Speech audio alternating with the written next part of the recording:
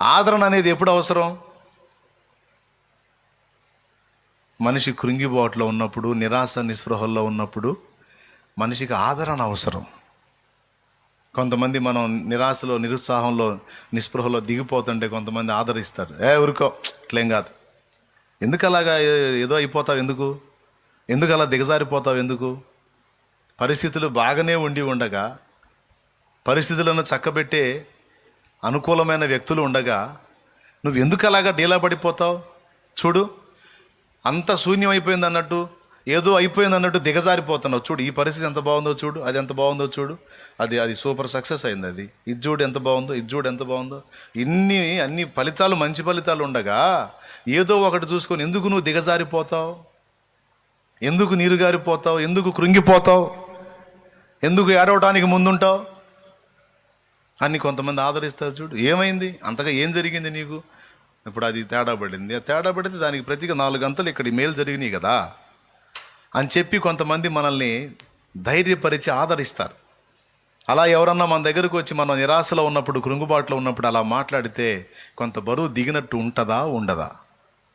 దేవునికి స్తోత్రం, హల్లెలూయా.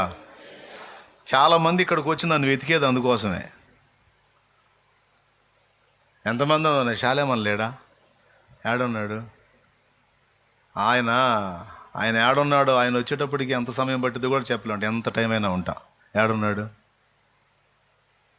ఉన్నాడా అసలు ఇక్కడ? ఈ ఊర్లో ఉన్నాడా?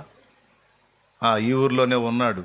అయితే పర్వాలా, సాయంత్రం దాకా నువ్వు కూర్చుంటా, నాకు అన్న కావాలా అన్న వాళ్ళని ఇంతమందిని చూశా. నా తల వెంట్రుకలు అంతమందిని చూశా. దేవునికి స్తోత్రం. నా బిడ్డలందరూ చాలా వరకు అందరి ఆశ అదే, అన్న కావాలి, అన్న కావాలి, అన్న కావాలి, అన్న కావాలి. ఎందుకు? దిగిపోయి వస్తారు లోయలోకి, పేకల దాకా మునిగి వస్తారు. నిరాశ ఊపిలోకి వెళ్ళిపోయి పేకల దాకా మునిగి వస్తారు. నా ముందుకు వచ్చారనుకో, ఇక వాళ్ళు నిరాశ మాటలు మాట్లాడితే నేను ఊరుకోను, ఖచ్చితంగా గద్దిస్తా, కోపడతా. దేవుని బట్టి, ఆయన యందలి విశ్వాసాన్ని బట్టి ధైర్యపరిచి భరోసాగా మాట్లాడతా. మరి నేను కూడా నీరు గారిపోయే మాటలు మాట్లాడితే ఎట్లా? పూర్తిగా చంపే మాటలు మాట్లాడకూడదు. కొంతమంది అట్టంటి వాళ్ళు ఉంటారు.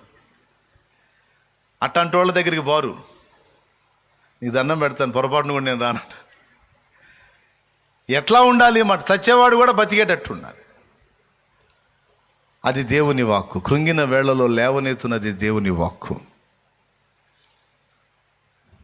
వెతుక్కుంటారు. ఒకవేళ దొరికాను అనుకో, నాకు చెప్తారు, 2 ముక్కల్లో చెప్పమని. 2 ముక్కల్లో చెప్తే నేను ఇచ్చే ఆ మాటను బట్టి ధైర్యంగా వెళ్ళిపోతారు, వెళ్ళిపోయి జయించుకుంటారు. నేను దొరకలేదనుకో, సమస్యల నిరాశ ఒకటైతే వీడు దొరకలేదు కదా అన్న నిరాశ డబుల్ అయింది. ఆ నిరాశ ఏ స్థాయికి పోయిద్దంటే పాపం పరిచారకులను కూడా తిట్టుకుంటూ పోతారు. వీళ్ళు ఉన్నారమ్మ సైతానులాగా, వీళ్ళు ఒకళ్ళు తయారయ్యారేడా అని పాపం వాళ్ళని కూడా తిడతారు, పరిచారకులను కూడా. ఎందుకు? పేకల దాకా మునిగి వచ్చారు, ఇప్పుడు వాళ్ళని బయటికి తీయాలి. వాళ్ళేమో మామూలుగానే కనపడతారు. పేకల దాకా మునిగారు అన్నది నాకు కనపడతారు, కానీ పరిచారకులు కనపడరు.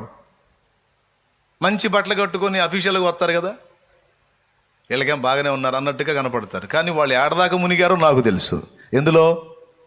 నిరాశ ఊబిలో, నిలుకయ్యని అగాధ దొంగ ఊబిలో వాళ్ళు ఏ స్థాయిలో మునిగారో నాకు తెలుసు.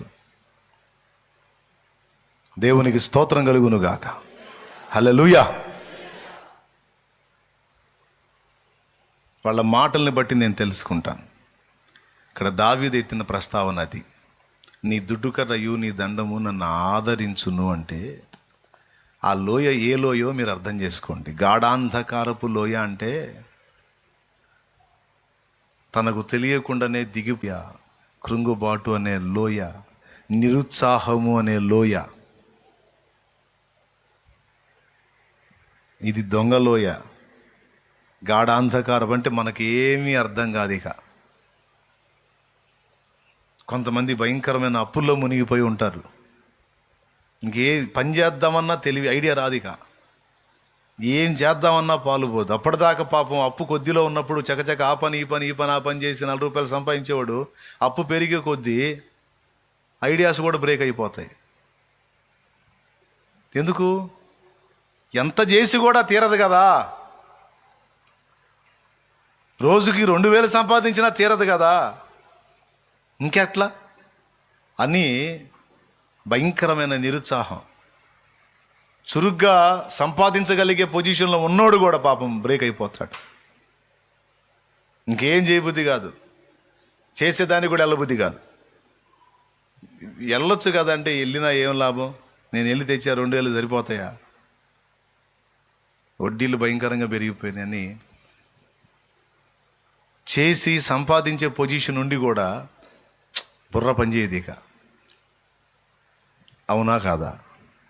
ఇది అప్పుల వాళ్ళకి తెలిసిద్ది, అప్పు లేని వాళ్ళకి ఏం తెలిసిద్ది? అప్పులు ఉన్నోళ్ళకి తెలిసిద్ది ఆ పరిస్థితి.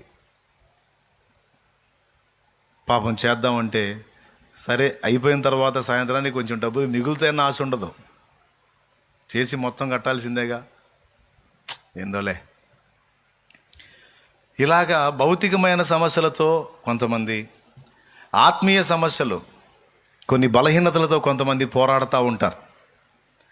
పోరాడి 4 రోజులు గట్టిగా ఉండి 5వ రోజు మళ్ళా పడతారు. మళ్ళా తిప్పుకొని లేచి మళ్ళీ 4 రోజులు కష్టపడి మళ్ళీ 5వ రోజు పడతారు, 3వ రోజు పడతారు, ఒక్కోసారి వారం రోజులుండి 8వ రోజు పడతారు.